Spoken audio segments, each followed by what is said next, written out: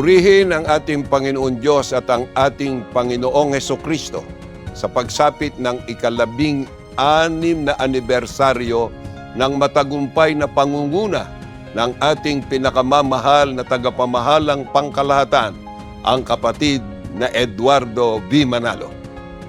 Ang walang patid na pagtuturo at paggabay sa Iglesia ni Cristo. Ang maingat na pagsinod at pangangalaga sa kabuuan ng Iglesia.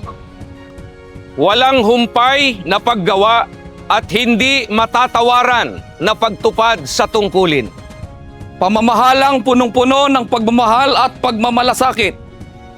Pinatitibay po at pinatatatag ang pananampalataya ng mga kapatid. Upang anuman ang mangyari, makapagpatuloy tayo sa paglilingkod para maligtas. Kami pong mga ministro at mga manggagawa, kasama ng aming may bahay sa distrito ng Bulacan East, ay nakikigalak at taos-pusong bumabati ng Happy 16th Anniversary po! We love you po!